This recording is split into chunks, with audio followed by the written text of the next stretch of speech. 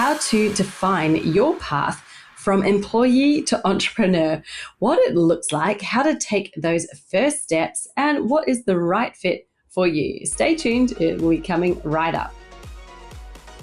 And I'm your host, Jessica Osborne, with more than 25 years experience in marketing and business, plus 15 years as an entrepreneur, running my own 2 small businesses from home while raising my kids. I created this weekly show to bring you, along with my special guests, a mix of the strategies, business strategies that you need, mindset shifts, your personal health and wealth, well-being, as well as spirituality and energetics. All of those things combined that can help you be more successful in your journey as an entrepreneur.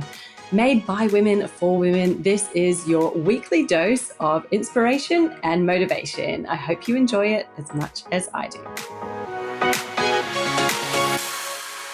So joining me today on the podcast to talk all about this transition from employee to entrepreneur is Maja Taylor, who's a career ownership coach. She's going to explain exactly what that means, but just to give you a bit of background, she helps people explore opportunities outside of the traditional job market, helps them to really understand what their own path should be for their career, whether it is as an employee or whether it could be as a business owner, and what type of business owner there is. You know, she really enjoys watching people experience aha moments and create that life where they're living up to their full potential.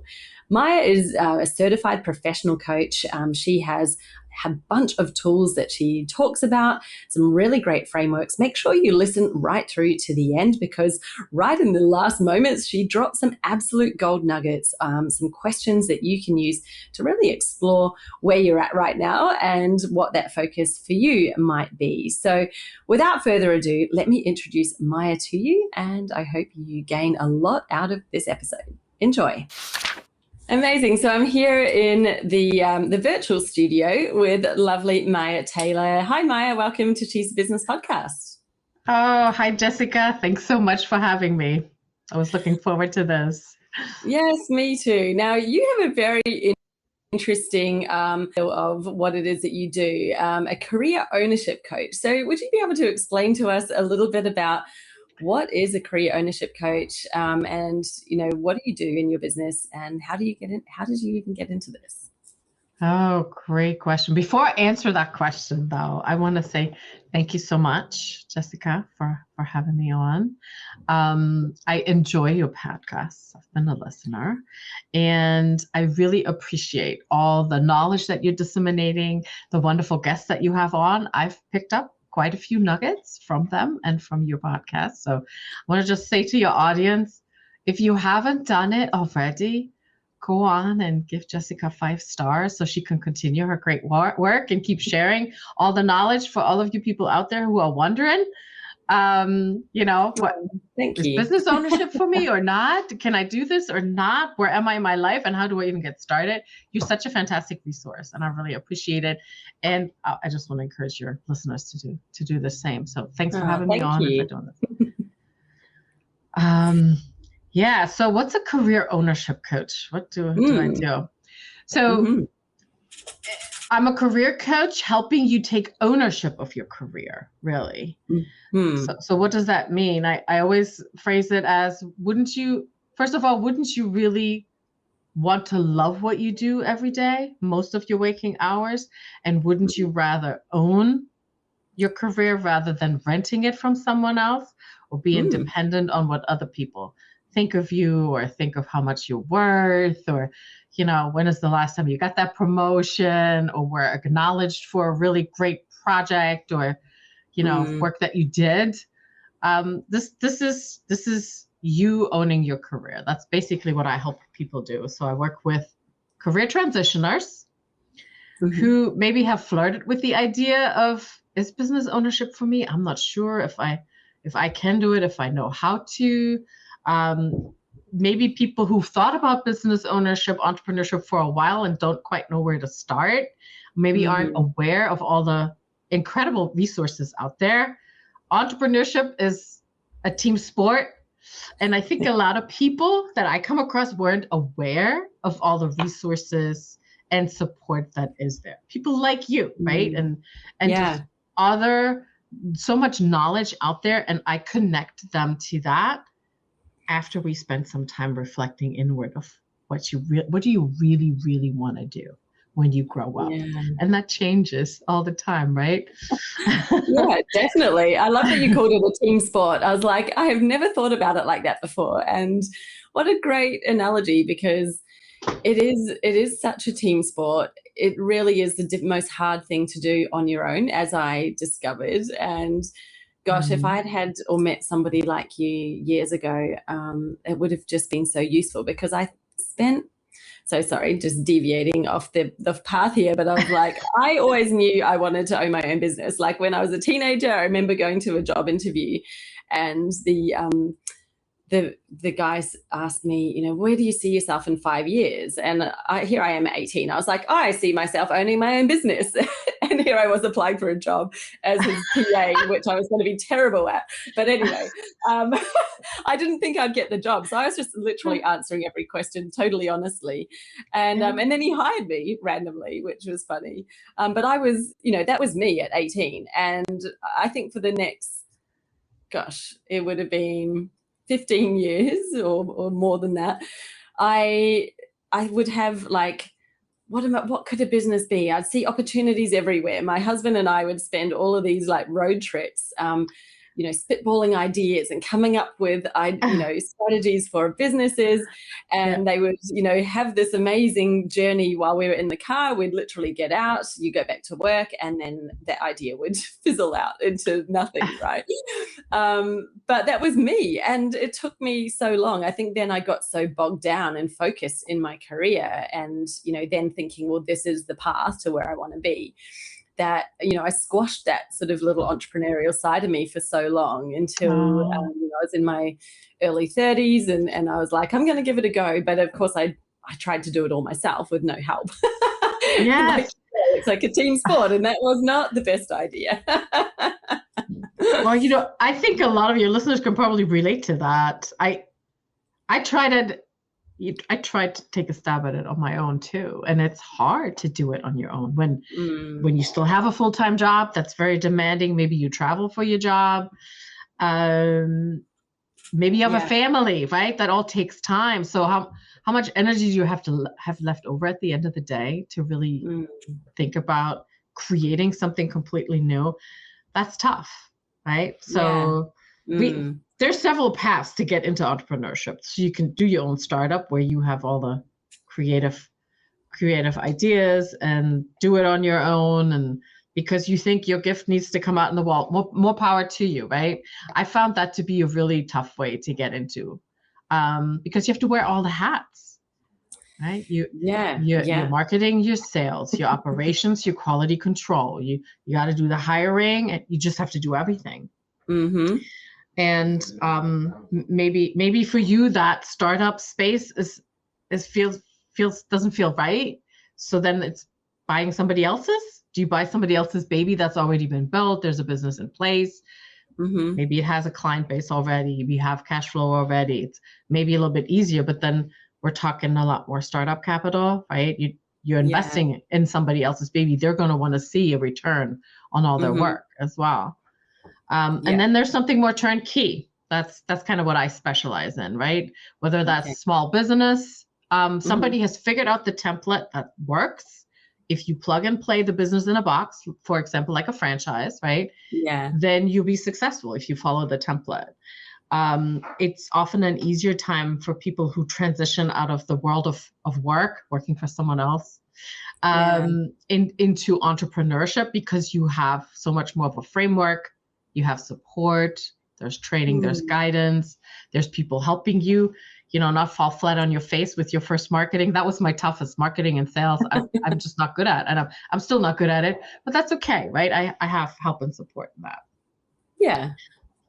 So you don't have to go at it alone. Isn't it? Yeah. Mm-hmm. And I'm really curious to explore that a little bit more. Like, how would you know what is the right model for you? Because, and again, sharing a little bit of some of my own experiences, I started my own business first. That was my first business back in 2010. I just saw this opportunity. I did a little bit of research. I was like, wow, there's a massive opportunity and hole in the market here. Created something, but was still like 90% in my career. So I didn't put a whole lot of time and effort into it. But the beautiful thing was I actually got it to this point where it was profitable enough to afford a business manager that basically ran the business for me. And I was still profitable, but I sold it because I was like, I really want to focus on this business. And it wasn't my love. There was nothing. I created something based on an opportunity. And I don't think I'd ever do that again. I was like, it was actually really hard because in those moments where, as everyone knows, the journey's, it's not a straight line. There are ups and downs. You'll feel ups and downs. And I think as a woman, we tend to feel a down every month. And it's like, oh, I need to throw the whole thing away. Like, that's very common. You talk to any female entrepreneur and we'll all have those days in a month.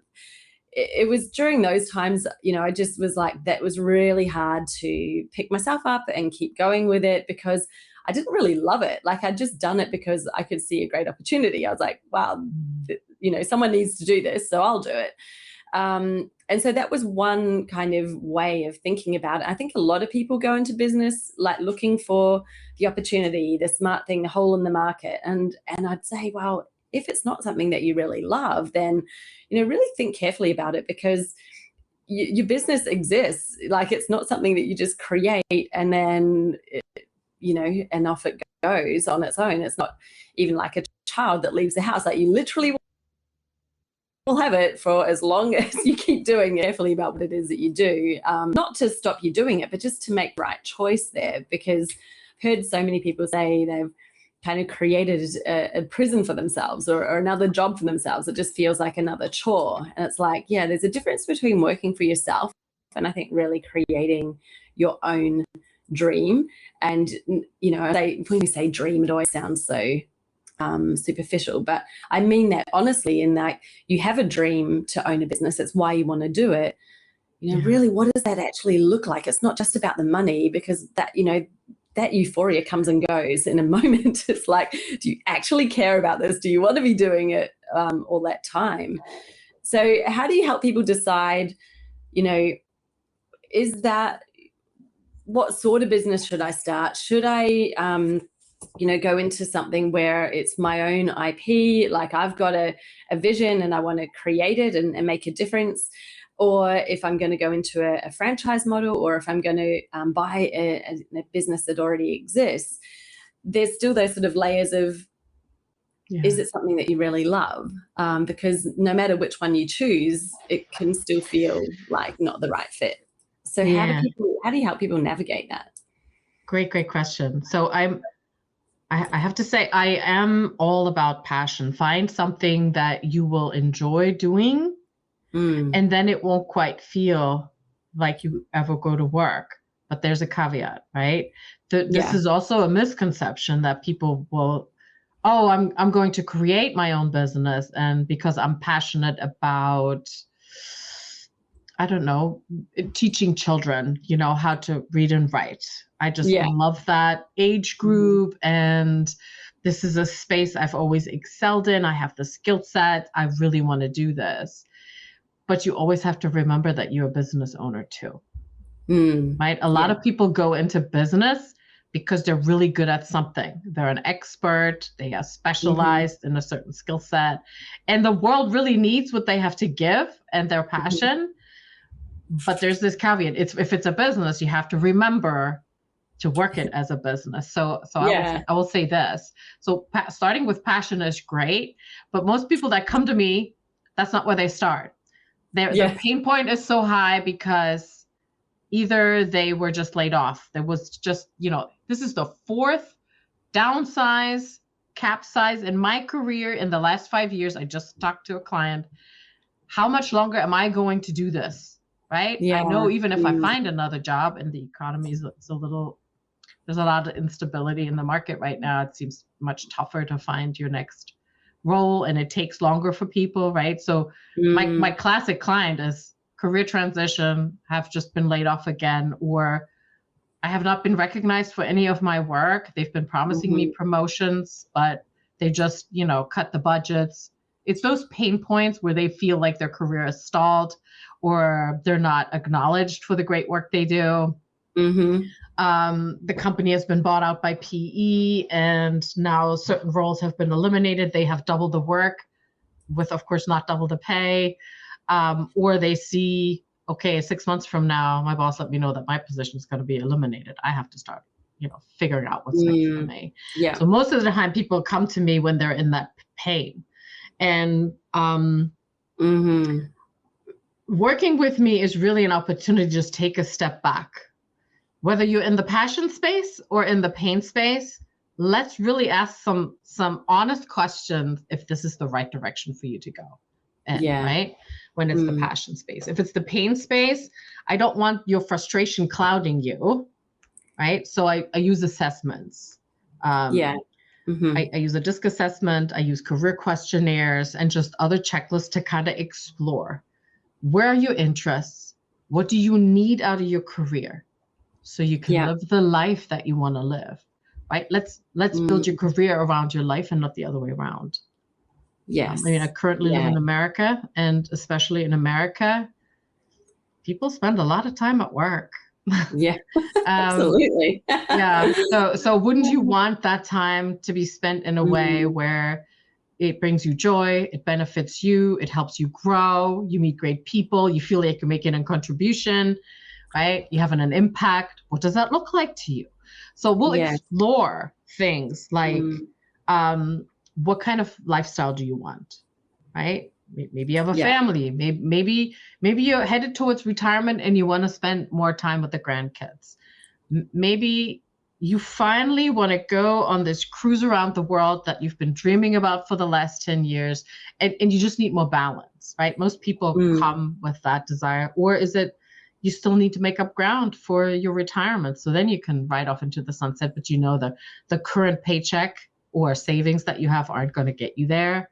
Maybe you need more income, right? A lot of people talk about either work-life balance. What does that mean to you, right? Yes. Financial freedom. What does that mean to you? How much do you need? What's enough?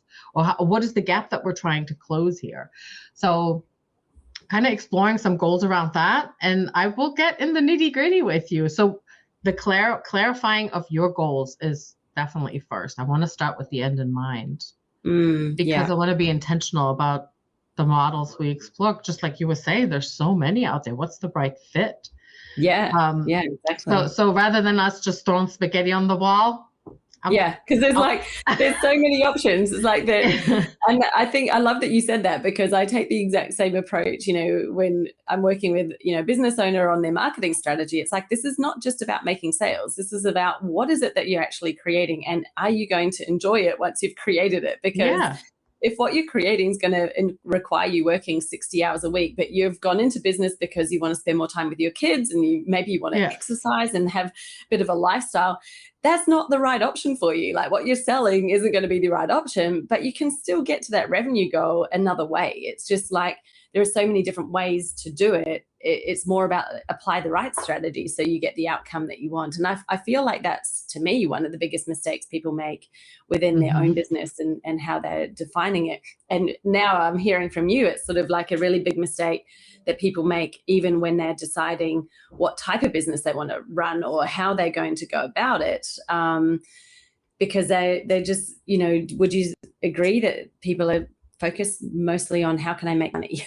Like, I guess is the first thing. Yeah. And of course, it's an important thing. Like, you want to have a business that makes money, or it's not a business, it's a hobby, right? So, absolutely. We definitely don't want the passion project that you're just going to spend money on and not make money.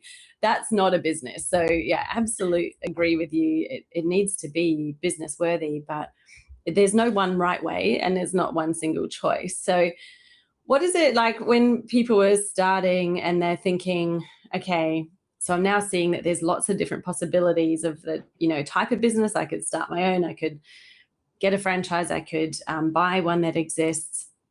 What are some of the things that you look for or that you pick up, say, in the DISC assessment, where you'd be like, okay, well, you're really well suited to this kind of model?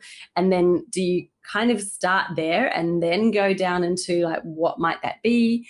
Or do you start with more, what's the thing that you're going to do? Like, what are your skills? And then look at business structure. I'm really curious how you might approach that. Great question. So there's really an art to it, right? And it depends on how business savvy my conversation partner is already. I work with people who have businesses already, and maybe they want to create additional income streams. So then it might need to be a little bit more of a passive model. Maybe the whole passion factor isn't quite as important, or maybe it is. So how do I approach it is after we clarify the vision, like my job is to get my client to a point of clarity.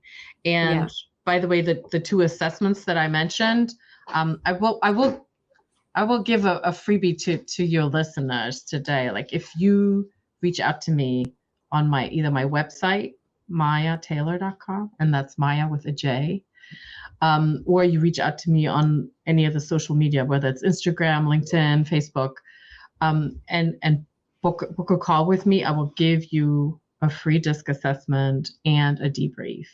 That regardless of what you decide to do, whether you try to stay in your career or, buy a business, don't buy a business, buy a franchise, you will get some value out of this. And that is a valuable assessment just for you to have some self-awareness.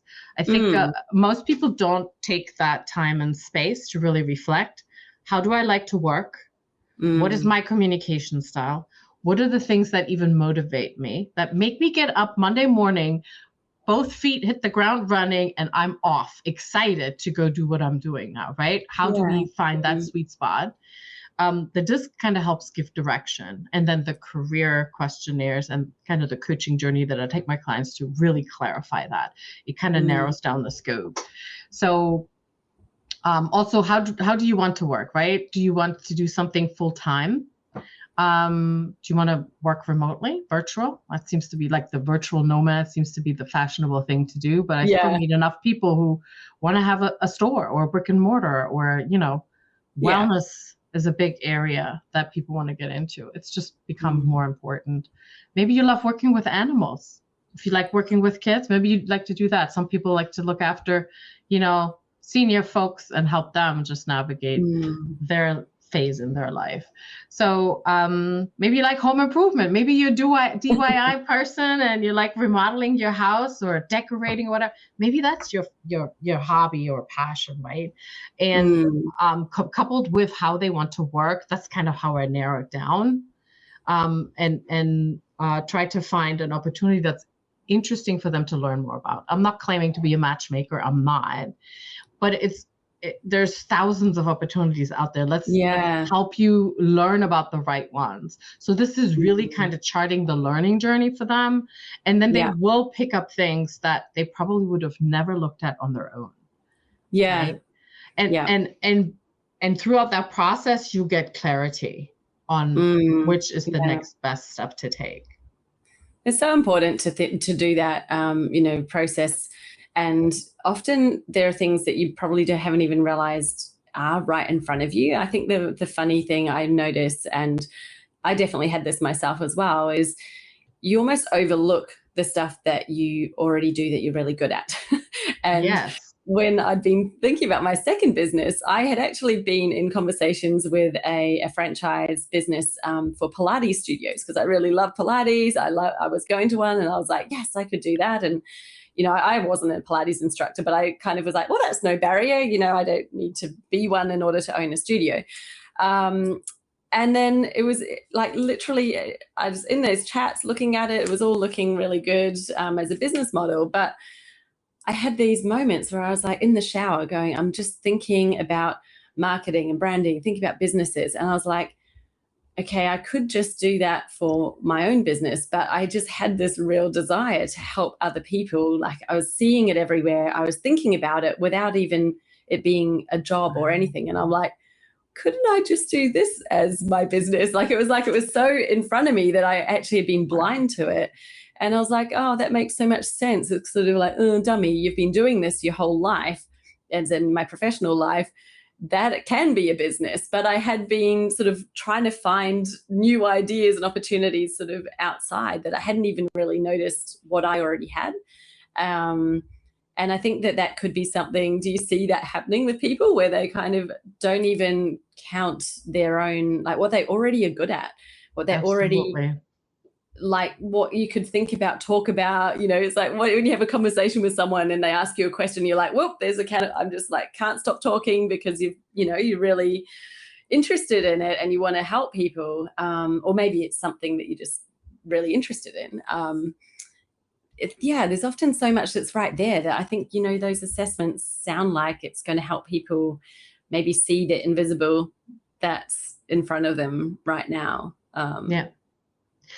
That's a great question. I'm glad you brought that up. That's actually probably the second most often showstopper for people. Not knowing that they already have all the skills transferable skills that would lend itself well to their own business. And I was surprised by how many people don't get the opportunity to use those types of assessment or have that time space to really just think about, right? How often do we really do that? We're just busy. We just go from one thing to the next. There's work and there's the kids and there's dinner. I got to grocery shop and pay the bills and we got to plan the trip and Aunt Betsy is calling. What? There's just so many things. And I come from a talent development space and a science space. That was my first half of my career was scientific. So it was always ask the right questions. And by process of elimination in the experiments, you figure out what's the right answer, right? What's the pass or fail. And it's not really that different for humans. Sometimes it's easier to figure out what doesn't work or what you don't like and eliminate that to kind of narrow it down to, here's the light bulb moment. That's what it is. And I love those light bulb moments. Those aha moments, that's my high. That's my drug. I've always loved helping people figure that out. So I absolutely love what I do. and helping people see that, actually, I do have leadership skills. I'm pretty good at project management because I just, completed this, XYZ project for my boss or with my team. They have their particular technical background, whether that's marketing or science or product development. Maybe they're a good manager. So the assessments kind of help them put the mirror up and show them there's so much more to you than what you can see right now. And if your current profession doesn't allow you to do that, there isn't enough time and space for that. You don't even think in those realms, right? Or worse, I have some people who come to me that have been pretty abused by their current workspace, where literally the boss comes in and tell you, you're not qualified to do the job. I mean, that happened to me, right? You're not qualified to apply for this. So let's talk about what do I need to do to move up to my next level? And there never was really any support. So oftentimes I meet people in that space. So I think that whole reflecting on all the skill set that you do have is really important.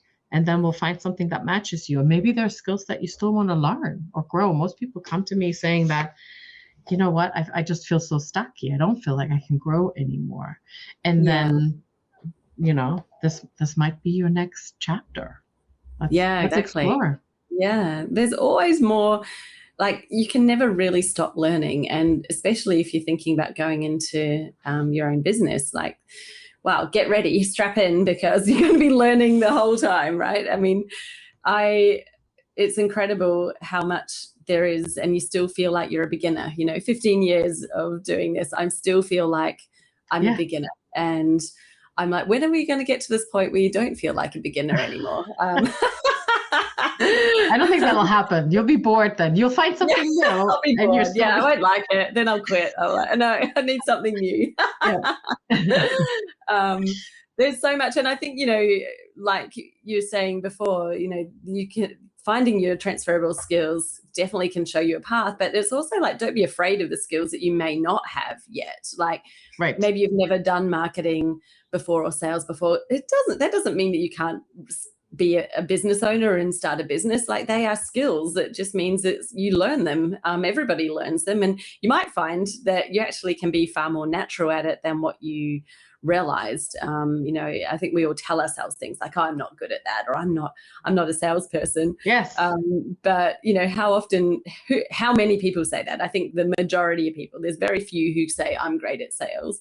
Correct. But actually, I think that if you just allow yourself to sort of notice some evidence or experiment and see, you might find that you're okay. Like, I would be someone that says I'm not good at sales, but I remember, early on in my career, I had a job as a marketing person in a team, but it was for a hotel group in London, and every now and then they needed me to take people on a sales tour for corporate contracts, and I'm thinking, sure, I'll do that, thinking I'm not actually doing selling, I'm just taking them on a tour. But then they would be signing up, and the team would say to me, no, that's your client, your contract, you put it through. And I was like, I was almost a bit shocked and surprised, but I think I was just so honest on the tours. So my style was just tell them how it is and the things, and say, well, there's that option, but this one, and blah blah blah. And I would just tell them, I wasn't trying any kind of tactics, I wasn't trying to sell them on it, I was literally just showing them around, and it worked. And so I went, oh, maybe it's actually not as hard as it needs to be. Maybe you just be yourself and tell people the things, how it really is. And I kind of went, at that moment, thought, oh, okay, maybe I can do sales, or maybe I am all right at it. But still, I still have those moments even now where I think I'm not good at sales. And, if that's you too, don't worry, everybody thinks that. I just encourage you to look at the evidence that contradicts it, because you might find, oh yeah, well, what if you had to, you were selling chocolates for, fundraising or whatever it was, like my daughter's netball team, they get a box of chocolates they've got to sell. And it's amazing when you watch a child who's got no preconceived notion of whether they're good at sales or not. Just go, right, I'm just going to walk around, and she will just get rid of them in half an hour. Like, she walks around at a football match in the crowd, and she sold all of the chocolates. And it's just because there was like no filter there at all, no preconceived notion that it wasn't sales. She wasn't selling. She's just like, yeah, that's cool, great, here you go. Yeah. And like, wouldn't that be great if we could not make things too hard, like stop thinking things are hard that they're not, and be like, yeah, there's always going to be more that we can learn. Like, we can always develop skills in different places, and it doesn't have to stop you. But what would you say, apart from that challenge that you just mentioned, what are some of the other challenges that people, they're like, oh, I like the sound of this, but then they stop and sort of stay in where they are just because it's more of the known. It is always scary to step into a new space, do something different to what you've known before. What are the other challenges that people perceive or that they experience that you think, you could help remove during that transition, make the transition easier?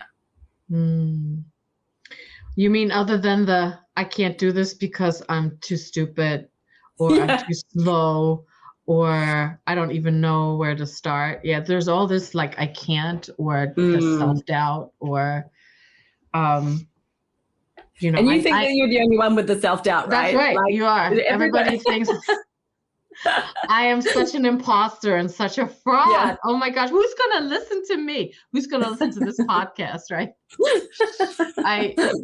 I just pretend it's just you and me in this room. But no, people often get stuck on just knowing where they are right now. It must continue, right? And I can't afford it. Yes, that would be a big one. I would challenge you to flip that thought. How much money are you losing by not exploring, venturing out? Like, how can you not afford to bet on yourself? Are you always going to listen to someone else who tells you what you're worth? Who decides whether you're good enough? You're not worth. Let's face it. Yeah. Yeah. who's going to decide, are you getting promoted, or who's going to decide your services are no longer needed here, and it's a surprise for you. So how safe and how secure is that job and income then, right? Yeah. It's happened to me enough times where I was like, I got to the point where I'm like, you know what? I'm done. I can't, what I thought was safe isn't really safe at all. And it looks less safe by the day. Yes. If I look into the economy now. And also, my last role had a revolving door of bosses. I mean, every on average, every 3 to 6 months, there was a new VP, a new person who decided they had a bright, new, shiny strategy of how things should go and what we should be focusing on. And the whole time I stayed in my role, I did achieve my goals and objectives. We launched global projects, and the person at the top just kept changing. So what am I doing here, right? Why am I? And it was never good enough. I remember one of your podcast guests talking about, because I'm a woman, I couldn't get promoted. I think women face this more because the world of work, the world of business, except for certain professions, but mostly it's still dominated by men, and women still make less for the same role than men do. I mean, that's just a fact, right? That I know people don't like really talking about this, but it's just a fact.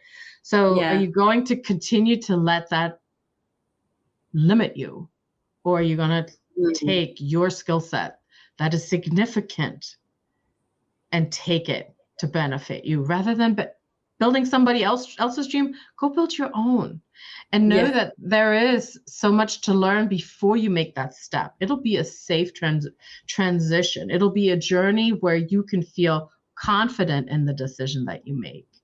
Right? None of my clients are still wandering around in the desert and wondering whether they made the right or the wrong choice. We'll get you to that point of clarity. And maybe business ownership is not for you, and that's okay.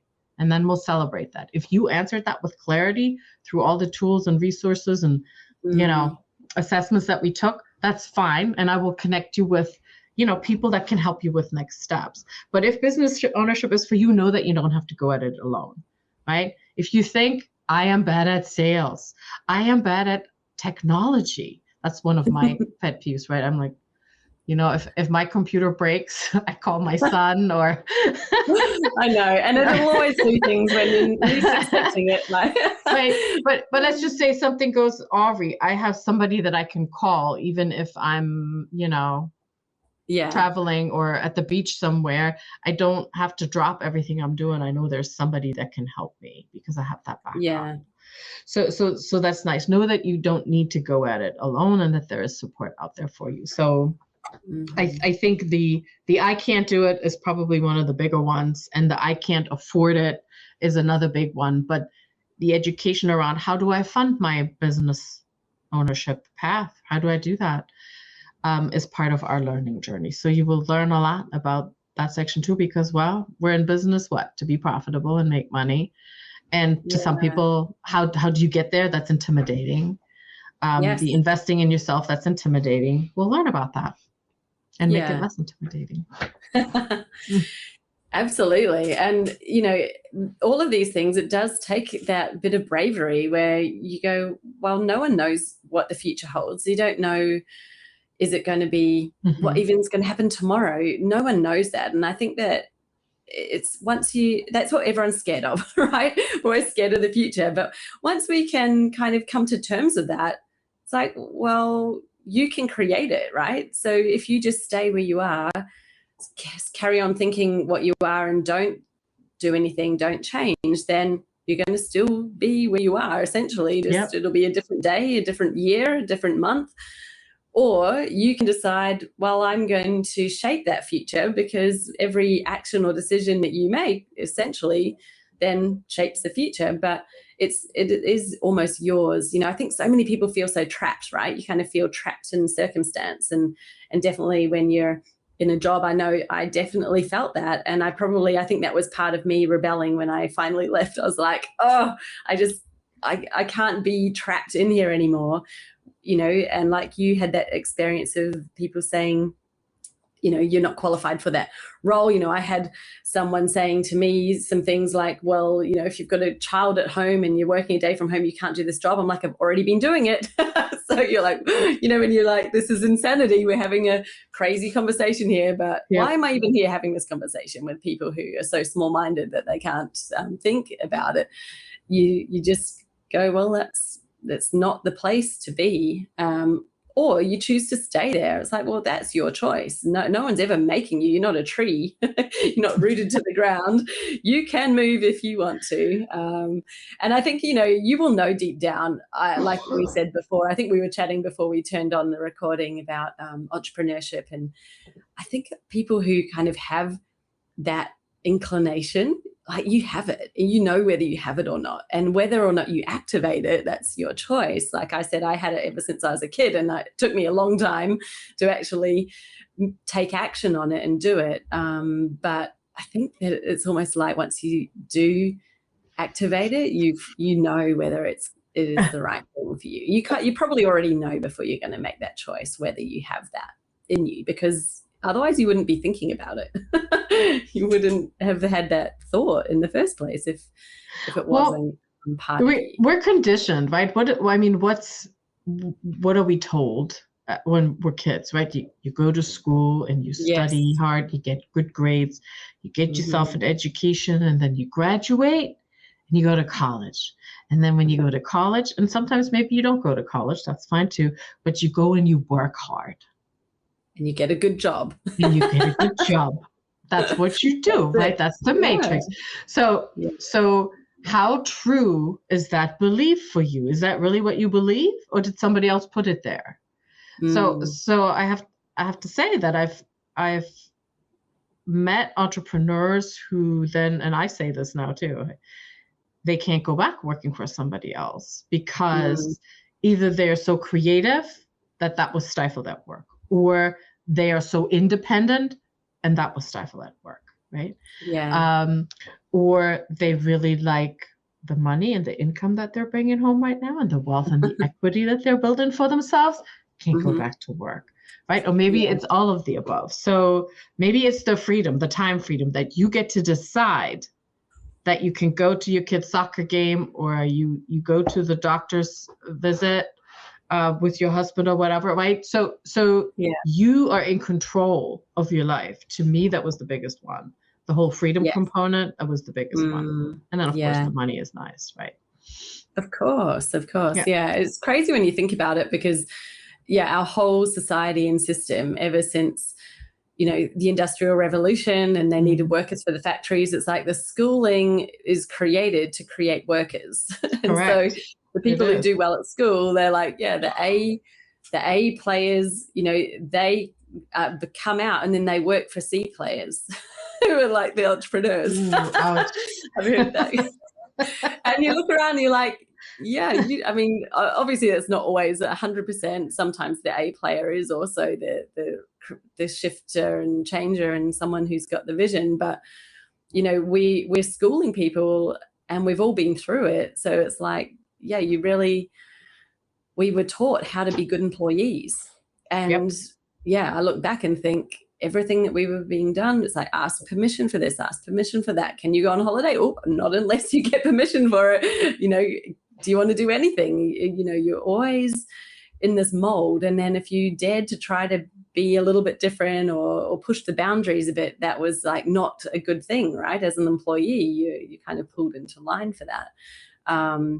And it's like, if that's you, it's not, nothing's wrong with you. You're probably just not destined to be the employee. Probably like you're actually, you're destined to be someone who's creating something, who's shaping how things are, who's, helping serve others. And I see a huge shift, I think, happening already. Like more people are kind of waking up to that. And it's exciting to think of what the future will hold. You're like, you mentioned before the DISC assessment, which is one of the ways to, one of your many tools and one of the ways that you can get to know yourself a lot. What have you, because I remember doing these back in the days when I was an employee, and you'd have some, HR training person come in and you do an assessment, and it always just felt so like, okay, what does that really mean? And I think by the next day, I would literally have forgotten what my profile was and it meant nothing.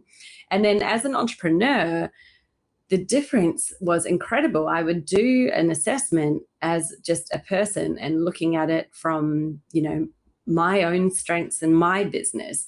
And it had just have so much more relevance and so much more power and weight to just really understanding myself, that I found them like, it's like totally different, chalk and cheese, but the same assessment that I've done before now is like, wow, the insights, the knowledge, the gain that you get from it.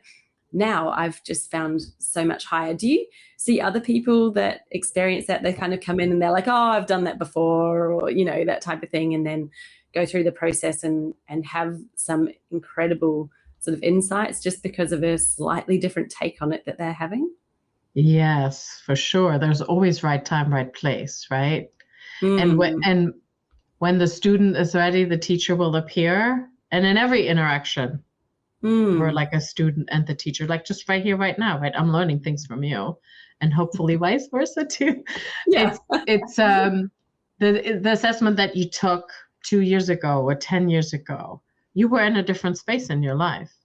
Maybe you were working for a different boss or a different company. Maybe you lived in a different city, maybe a different country, right? Influences in your life or things that happened to you shaped you, right? So your responses will be different. And the nice thing about a DISC assessment is it flexes and moves with you throughout your career, throughout your life. So all those things will impact it. It's probably not going to be the opposite of, or a huge shift, because our dominant style is formed early on. But yes. It'll give you insights and nuances. And if you have a prior assessment, I would actually challenge people, like bring it to one of our sessions and we'll compare what has changed, right? And that gives more insights as well.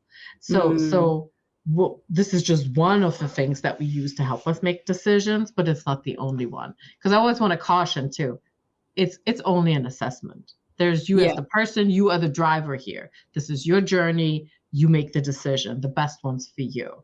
It's just one of the tools, right? It doesn't mean that it's 100% right, but I go through a full debrief with people so they have actionable things to walk away with. And we do set goals around that. So I make that really clear. I'm a goal person. I'm a big believer in live your life by design. You be in the driver's seat and decide what you're going to spend your time doing.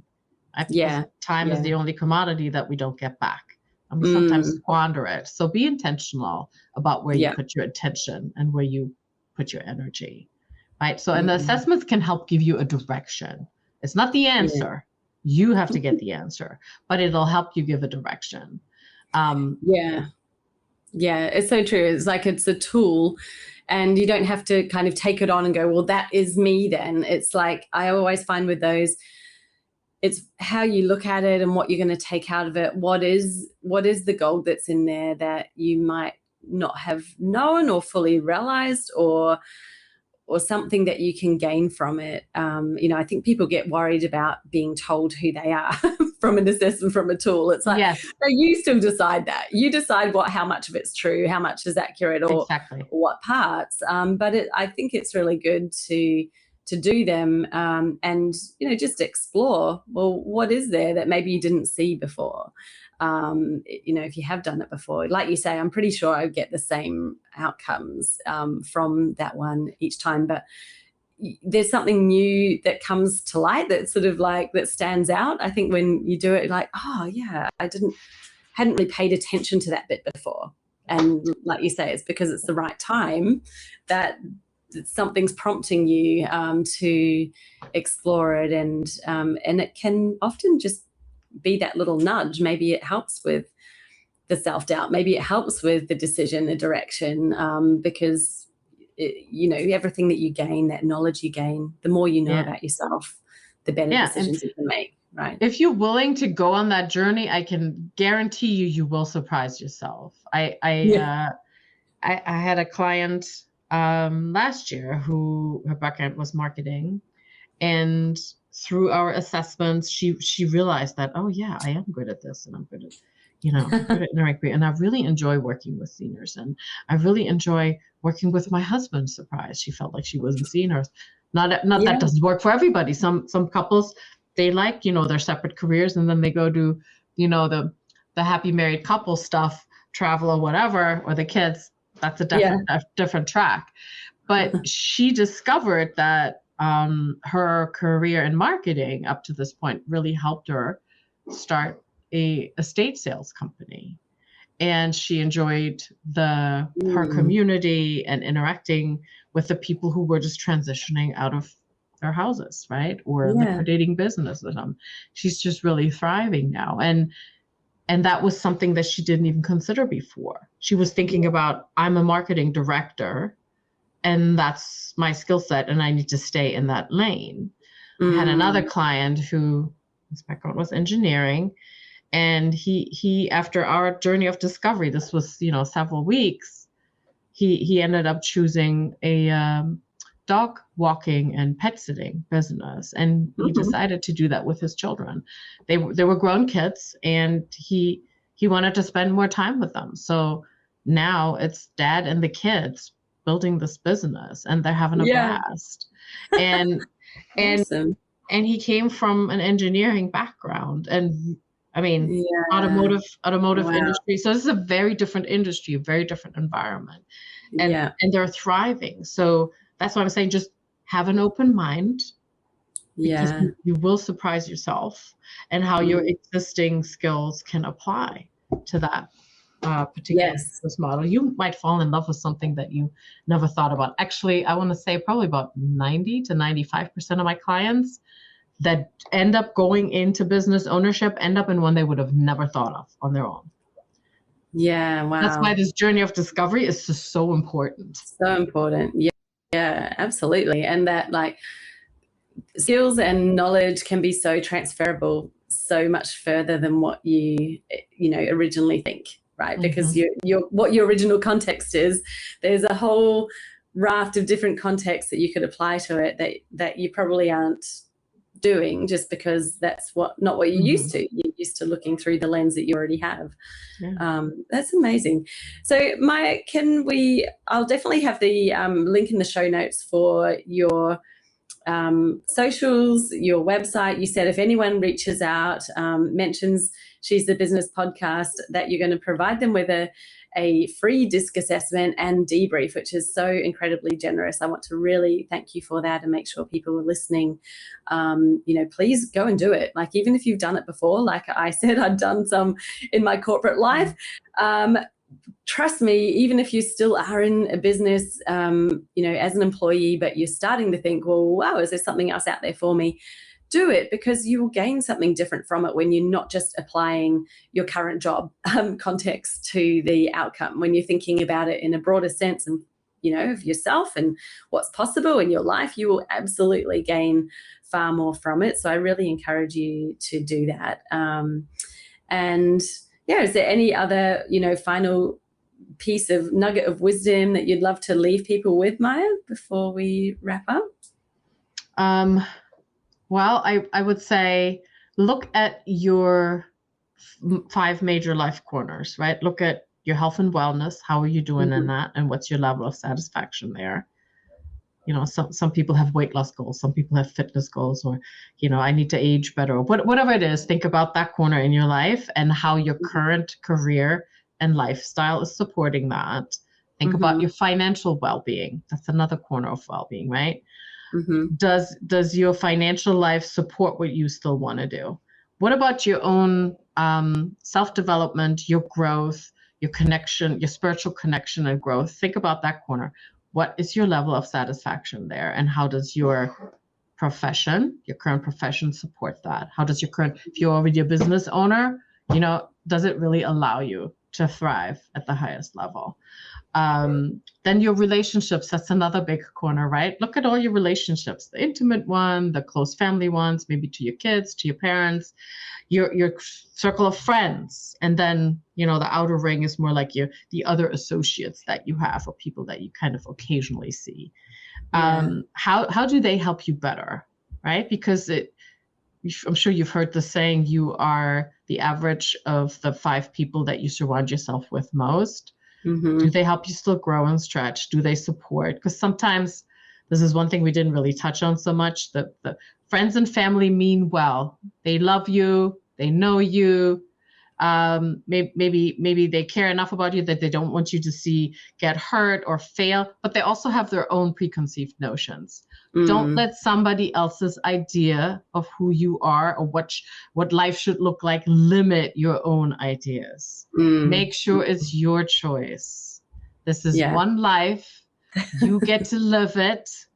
You decide your marching direction, right? I can't stress this enough. Yeah, they project their fear onto you. So you've just got to be really aware of that. Like, that is their fear. That's their limiting view. And you can choose whether you agree with it and adopt it or not, but you don't have to take it on. People do that without knowing it. They're not doing it intentionally, but, with their best intentions. That's absolutely what they do. Yeah, that's what they do. Yeah. Oh, that's so valuable. You've just left a huge gold nugget there at the end.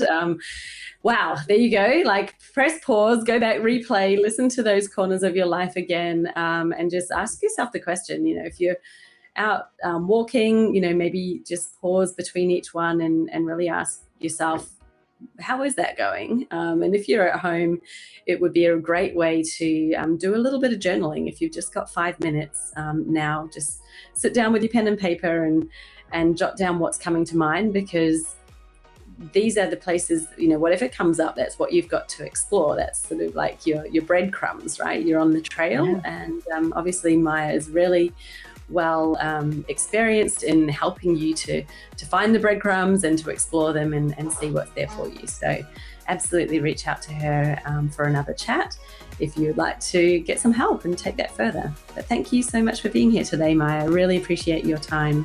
So generous with your knowledge and time. Thank you, Jessica, and thank you, audience. And I would love to, stay in touch and see how we can help support build a better world for entrepreneurs, because I think that's where it's at. I think that's the future. Yeah, absolutely. I'm right there with you on that one, Maja. Thank you so much. And we will chat again soon. Fantastic. Thank you.